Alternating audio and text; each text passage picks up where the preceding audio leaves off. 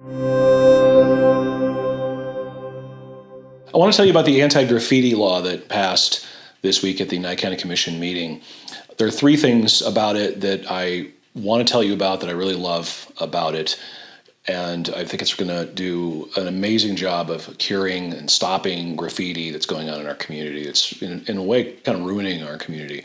So I first wanted to thank the commissioners who voted for it. It did pass unanimously.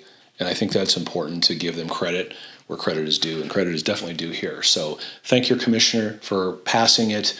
It did come up about a month ago, and then someone else revived it. I did not, and they brought it back and voted on it and passed it. So I just want to thank the rest of the board for doing that. So the three things that I think are really great about this bill, and at the end of this, I'm going to play my presentation from the original meeting where it did not pass.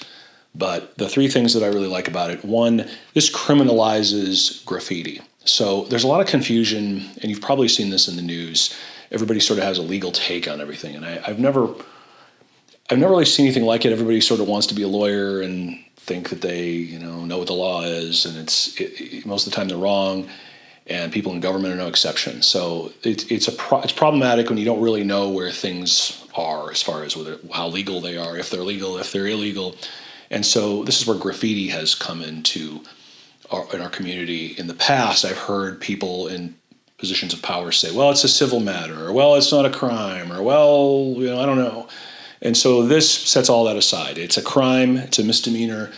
Passage of this bill into law means that graffiti is a crime. So that's good. Second thing it does, which I think is great, is that it offers a reward system, $1,000. So if you can turn someone in, leads to a conviction, you could get a check for $1,000 from the county. And county won't pay for that. That will be the restitution or some other way that the person who got convicted will pay for it. But it's important to point out that we have to offer it. You can't just find someone doing graffiti and say, here you go, give me my $1,000. We have to offer that. And there's a lot of administrative stuff that has to happen.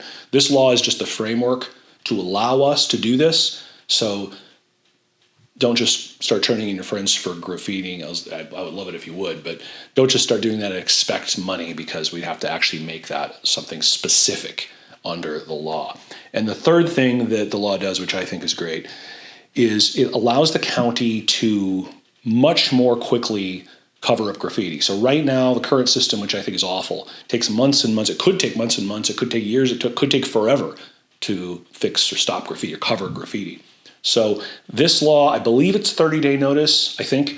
And what that means is we send the property owner 30-day notice. After 30 days, I can go on down to Home Depot, buy a $5 can of spray paint, and I can just spray paint right on over it and cover the graffiti.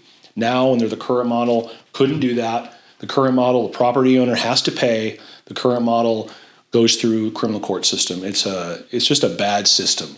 And so it's not as punitive for the property owner. It does give us, as the county, the ability to, for example, take federal grants and take that grant money and put it in a fund and then pay to cover graffiti. So the property owner actually doesn't even have to pay. And that's not an option today. You can't do that before this law gets enacted. Right now, only the property owner is on the hook. So again, practically speaking, I like to think, and it's not my decision, but I like to think that administration's okay with me going out and maybe just, buying a can of spray paint and just spray painting over it, because it empowers the county to act much more quickly to cover graffiti. So those are the three things I love about the new law. And again, thank the other commissioners for voting for it.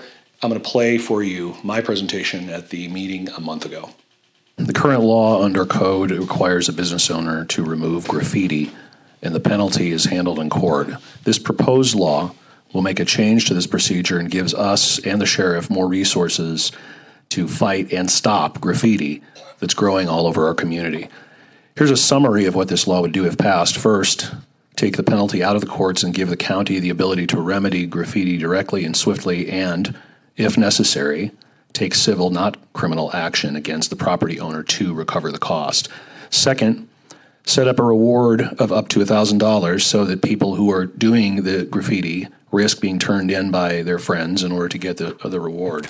One of the things that I didn't want to get into here, but it's something I would like to do with this proposal, and it's written such to do this, again, moving out of the criminal arena, moving into civil, it gives us more options, and I actually intend to try where I can to do this where ourselves or set up some kind of a charitable fund.